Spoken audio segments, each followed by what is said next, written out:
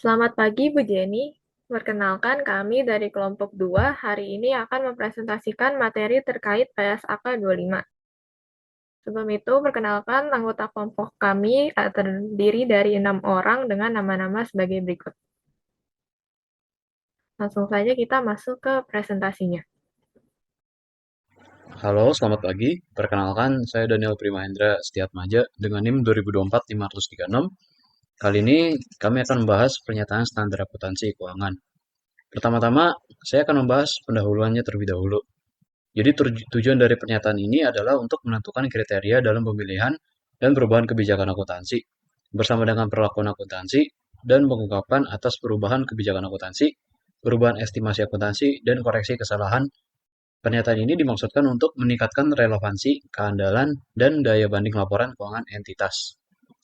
Hal-hal penting yang terkait dengan penerapan standar ini yaitu meliputi yang pertama, peningkatan kualitas, yaitu fokus pada peningkatan daya banding laporan keuangan sepanjang waktu dan daya banding dengan entitas lain.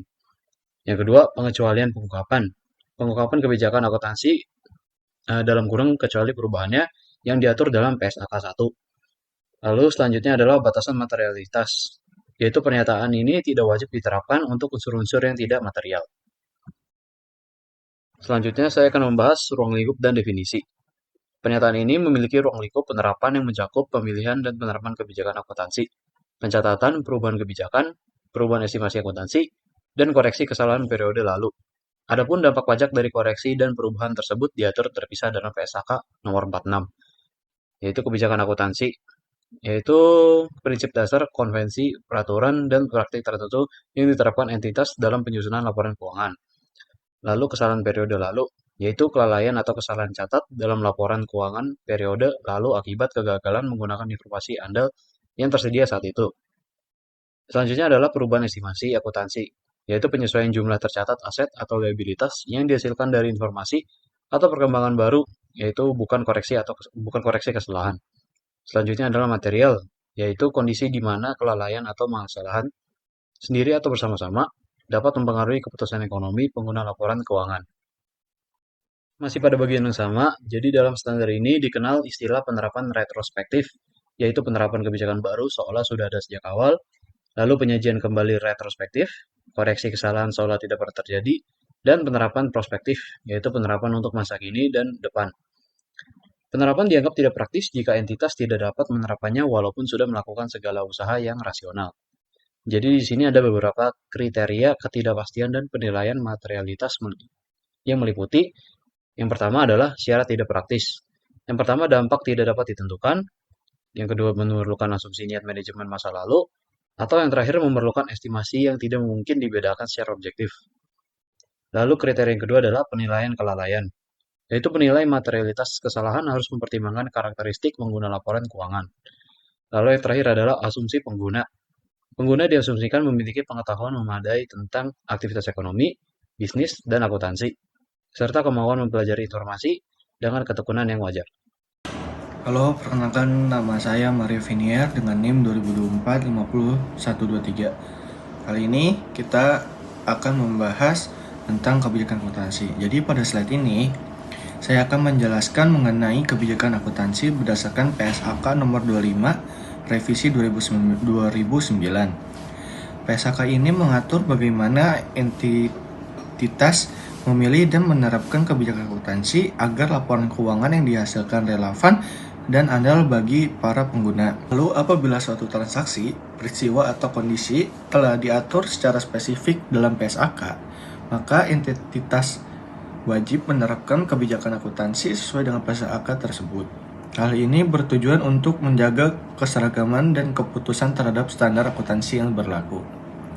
Namun, jika tidak terdapat PSAK yang secara khusus mengatur suatu transaksi atau peristiwa, maka manajemen harus menggunakan pertimbangan profesional dalam menetapkan kebijakan akuntansi yang tepat.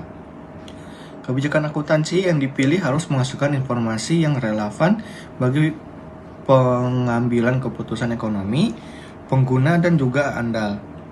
Informasi yang andal berarti mampu menyajikan posisi keuangan, kinerja keuangan, dan arus kas secara jujur. Mencerminkan substansi ekonomi bersifat netral serta lengkap dalam semua hal yang material. Lalu kita masuk ke dasar pertimbangan manajemen. Dalam membuat pertimbangan tersebut, manajemen mengacu pada persyaratan dan panduan dalam SAK. Kerangka dasar penyusunan penyajian laporan keuangan serta dapat mempertimbangkan standar akuntansi lain, literatur akuntansi, dan praktik industri yang berlaku selama tidak bertentangan dengan SAK. Oke, slide selanjutnya ada konsultasi kebijakan akuntansi. PSAK nomor 25 juga menekankan pentingnya konsistensi dalam penerapan kebijakan akuntansi. Entitas harus menerapkan kebijakan yang sama untuk transaksi, peristiwa, dan kondisi yang serupa. Dengan demikian, penerapan kebijakan akuntansi yang tepat dan konsisten akan meningkatkan kualitas laporan keuangan serta membangun penggunaan dalam mengambil keputusan ekonomi yang lebih baik. Terima kasih. Oke, baik. Selanjutnya saya akan menjelaskan tentang perubahan kebijakan akuntansi. Entitas mengubah suatu kebijakan akuntansi hanya jika ada perubahan sebagai berikut. Yang pertama itu disyaratkan oleh suatu PSAK atau pernyataan standar akuntansi keuangan. Lalu yang kedua, menghasilkan laporan keuangan yang memberikan informasi yang andal dan lebih relevan tentang dampak transaksi, peristiwa, atau kondisi lainnya terhadap posisi keuangan, kinerja keuangan, ataupun arus kas entitas.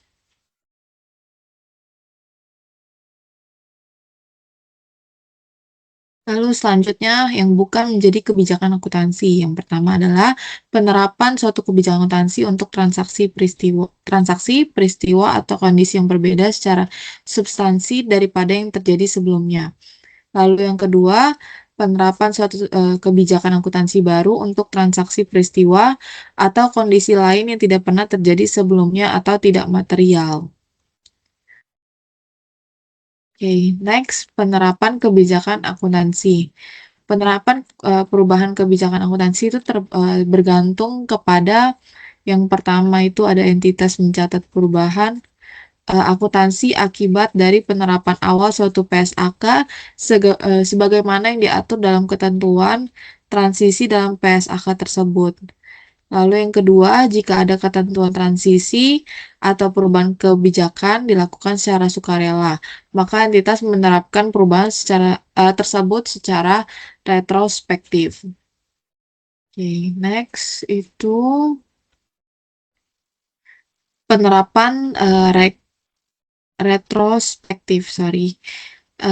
Ketika perubahan kebijakan akuntansi ditetapkan secara retrospektif, maka entitas menyesuaikan pertama itu saldo awalnya, setiap komponen ekuitas yang terpengaruh untuk periode sajian paling awal. Lalu yang kedua, jumlah komparatif lainnya diungkapkan untuk setiap periode sajian seolah-olah kebijakan akuntansi baru tersebut sudah ditetapkan sebelumnya. Selanjutnya kita masuk ke materi keterbatasan penerapan retrospektif. Yang pertama ada penerapan retrospektif. Pada prinsipnya, PSAK 25 mewajibkan setiap perubahan kebijakan akuntansi diterapkan secara retrospektif. Artinya, laporan keuangan disajikan kembali seolah-olah kebijakan akuntansi yang baru telah diterapkan sejak awal periode. Tujuan penerapan retrospektif ini adalah untuk menjaga konsistensi dan keterbandingan laporan keuangan antar periode. Namun, standar juga menyadari bahwa dalam kondisi tertentu, penerapan retrospektif bisa menjadi tidak praktis. Khususnya jika entitas tidak mampu menentukan dampak perubahan tersebut secara spesifik per periode atau secara kumulatif. Selanjutnya, dampak spesifik periode tidak praktis. Jika entitas tidak dapat menentukan dampak perubahan kebijakan akuntansi untuk satu atau lebih periode sebelumnya, maka kebijakan baru tidak perlu diterapkan ke seluruh periode lalu. Dalam kondisi ini, entitas menerapkan kebijakan akuntansi baru mulai dari periode paling awal yang masih memungkinkan untuk ditentukan secara praktis.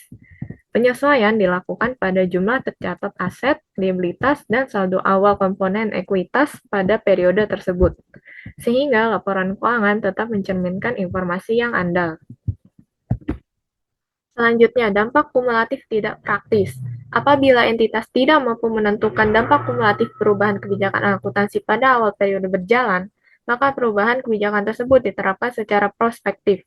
Penerapan prospektif berarti kebijakan akuntansi baru hanya berlaku untuk transaksi dan kejadian setelah tanggal penerapan yang paling awal dan praktis.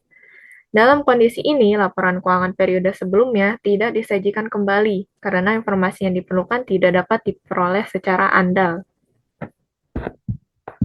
Lalu, penyajian informasi komparatif.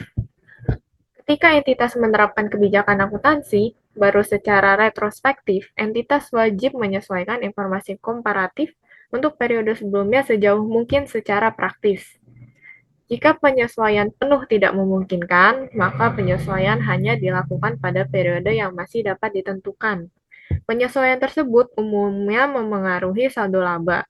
Namun, dalam kondisi tertentu, dapat memengaruhi komponen ekuitas lainnya, sesuai dengan sifat perubahan kebijakan yang dilakukan. Selanjutnya, retrospektif tidak praktis. Pada bagian ini menegaskan bahwa jika entitas tidak dapat menerapkan kebijakan akuntansi baru secara retrospektif untuk seluruh periode lalu karena tidak praktis, maka penerapan kebijakan dimulai dari periode paling awal yang memungkinkan. Dampak kumulatif sebelum periode tersebut tidak perlu dihitung maupun disajikan. Ketentuan ini memberikan fleksibilitas bagi entitas tanpa mengorbankan prinsip keandalan laporan keuangan. Selanjutnya, pengungkapan penerapan awal PSAK. Jika penerapan awal suatu PSAK memiliki dampak pada periode berjalan atau periode lalu, entitas wajib mengungkapkan informasi yang memadai. Pengungkapan tersebut meliputi judul PSAK, pernyataan bahwa perubahan kebijakan dilakukan sesuai ketentuan transisi, sifat perubahan kebijakan akuntansi, serta penjelasan mengenai ketentuan transisi yang digunakan. Tujuan pengungkapan ini adalah agar pengguna laporan keuangan memahami dampak perubahan standar terhadap posisi dan kinerja keuangan entitas. Selanjutnya, pengungkapan perubahan kebijakan akuntansi sukarela. Dalam hal perubahan kebijakan akuntansi dilakukan secara sukarela, entitas harus mengungkapkan alasan perubahan tersebut. Entitas juga perlu menjelaskan bahwa kebijakan baru memberikan informasi yang lebih andal dan relevan dibandingkan kebijakan sebelumnya. Selain itu, dampak perubahan terhadap periode berjalan dan periode lalu harus diungkapkan sejauh praktis sehingga pengguna laporan keuangan dapat menilai konsekuensi perubahan kebijakan tersebut. Lalu, PSAK baru yang belum efektif. Apabila suatu PSAK baru telah diterbitkan namun belum berlaku efektif dan belum diterapkan oleh entitas, maka entitas wajib mengungkapkan fakta tersebut. Selain itu, entitas juga mengungkapkan informasi relevan yang dapat diestimasi secara wajar mengenai dampak penerapan PSAK baru tersebut terhadap laporan keuangan di masa depan. Hal ini bertujuan untuk memberikan gambaran awal kepada pengguna laporan keuangan mengenai perubahan yang akan datang. Lalu, selanjutnya, rincian pengungkapan PSAK baru. Pada bagian ini, memperjelas informasi apa saja yang sebaiknya diungkapkan terkait PSAK baru yang belum diterapkan. Pengungkapan ini meliputi judul PSAK, sifat perubahan kebijakan akuntansi, tanggal efektif penerapan, serta tanggal rencana entitas untuk menerapkannya. Selain itu, entitas juga menjelaskan apakah dampak penerapan PSAK dapat diestimasi secara wajar atau tidak. Jika tidak, maka harus dinyatakan secara jelas bahwa estimasi dampak belum dapat dilakukan. Oke, selanjutnya, jadi pada slide ini saya akan menjelaskan konsep perubahan estimasi akuntansi. Dalam praktik akuntansi, banyak unsur laporan keuangan tidak dapat diukur secara pasti karena adanya ketidakpastian dalam aktivitas bisnis. Oleh karena itu, manajemen menggunakan estimasi yang disusun berdasarkan informasi terbaik dan paling andal yang tersedia pada laporan keuangan disusun. Nah, seiring waktu, kondisi dapat berubah, entitas memperoleh informasi baru atau memiliki pengalaman tambahan. Ketika hal tersebut terjadi, estimasi yang sebelumnya digunakan perlu disesuaikan. Nah, penyesuaian inilah yang disebut perubahan estimasi akuntansi. Jadi, perlu ditekankan bahwa perubahan estimasi itu bukan merupakan kesalahan, melainkan penyesuaian yang wajar atas informasi yang lebih relevan. Oke, selanjutnya yaitu contoh estimasi dan hubungannya dengan kebijakan akuntansi. PSAK 25 itu memberikan contoh pos laporan keuangan yang memerlukan estimasi seperti piutang tak tertagih, beban garansi, dan nilai wajar aset atau liabilitas keuangan, serta umur manfaat dan juga nilai residu aset. Nah, karena estimasi ini berbasis asumsi dan pertimbangan manajemen, maka nilainya dapat berubah seiring waktu. Namun, perlu dibedakan, apabila yang berubah adalah dasar pengukuran yang digunakan, maka hal tersebut merupakan perubahan kebijakan akuntansi. Jika dalam praktik sulit dibedakan, PSAK 25 ini mengatur bahwa perubahan tersebut diperlakukan sebagai perubahan estimasi akuntansi. Selanjutnya yaitu pengakuan dan dampak perubahan estimasi. Dampak perubahan estimasi akuntansi itu diakui secara prospektif, artinya hanya memengaruhi periode berjalan dan atau periode mendatang, jadi tanpa mengubah laporan keuangan periode sebelumnya. Nah, jika dampaknya hanya memengaruhi periode terjadinya perubahan, maka diakui pada periode tersebut. Namun, jika berdampak pada periode mendatang, maka dampaknya diakui pada periode berjalan dan periode selanjutnya. Apabila perubahan estimasi memengaruhi aset, liabilitas, atau ekuitas, maka penyesuaian dilakukan terhadap jumlah tercatat pos terkait pada periode perubahan. Oke, selanjutnya pengungkapan perubahan estimasi akuntansi. Meskipun perubahan estimasi diakui secara prospektif, PSAK 25 tetap mewajibkan pengungkapan. Entitas harus mengungkapkan sifat perubahan estimasi akuntansi dan jumlah dampak perubahan yang memengaruhi periode berjalan. Jika perubahan tersebut juga berdampak pada periode mendatang, maka dampaknya juga perlu diungkapkan. Namun, apabila dampak periode mendatang tidak praktis untuk diestimasi, entitas cukup mengungkapkan fakta tersebut. Pengungkapan ini itu bertujuan agar pengguna laporan keuangan memahami dampak perubahan estimasi secara memadai. Oke, selanjutnya, kesalahan akuntansi dan keterbatasan penyajian kembali retrospektif. Berbeda dengan perubahan estimasi, kesalahan akuntansi itu merupakan penyajian yang tidak sesuai dengan standar akuntansi. Pada prinsipnya, kesalahan periode lalu itu dikoreksi dengan penyajian kembali secara retrospektif, yaitu dengan menyajikan kembali laporan keuangan seolah-olah kesalahan tersebut itu tidak pernah terjadi. Namun, penyajian kembali retrospektif dianggap tidak praktis apabila entitas tidak dapat menentukan dampak kesalahan untuk setiap periode atau dampak kumulatifnya. Dalam kondisi tersebut, koreksi dilakukan sejak periode yang paling awal dan juga yang paling praktis, baik melalui penyesuaian saldo awal maupun secara prospektif. Oke, selanjutnya yaitu pengungkapan kesalahan periode lalu. PSAK 25 mengatur pengungkapan kesalahan periode lalu secara lebih rinci dibandingkan perubahan estimasi. Nah, entitas wajib mengungkapkan sifat kesalahan periode lalu, jumlah koreksi untuk setiap periode sajian sepanjang praktis, serta dampak koreksi terhadap saldo awal periode sajian yang paling awal. Nah, selain itu, jika penyajian ini kembali secara retrospektif tidak praktis untuk dilakukan, entitas juga harus mengungkapkan alasan mengapa hal tersebut itu tidak dapat dilakukan.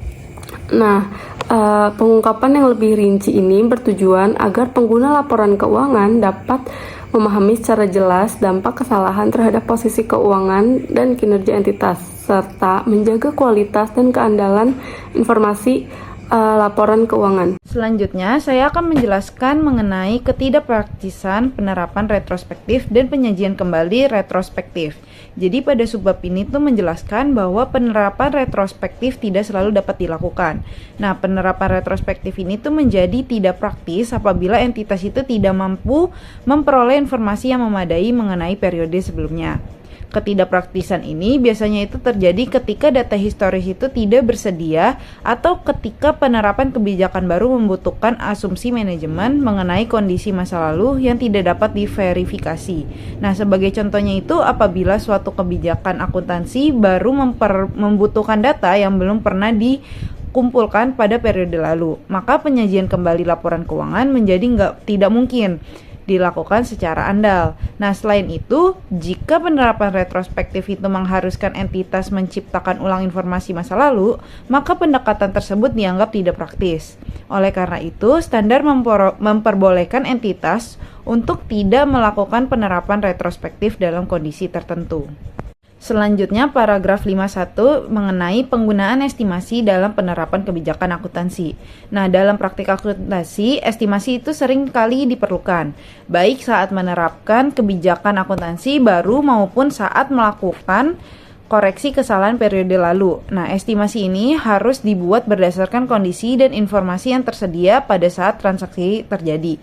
bukan berdasarkan informasi yang diketahui setelahnya. Penerapan estimasi secara retrospektif cenderung lebih sulit karena adanya jarak waktu antara transaksi dengan penyusunan laporan keuangan.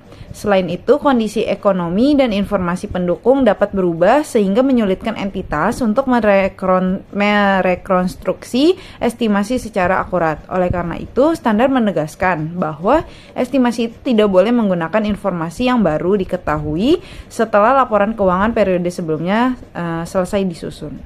Selanjutnya, paragraf 52 mengenai bukti yang disyaratkan dalam penerapan retrospektif. Jadi, penerapan retrospektif ini hanya dapat dilakukan apabila tersedia bukti yang memadai. Nah, bukti tersebut ini harus sudah ada pada tanggal terjadinya transaksi, peristiwa, atau kondisi terkait. Nah, selain itu, bukti juga harus tersedia pada saat laporan keuangan periode sebelumnya diselesaikan.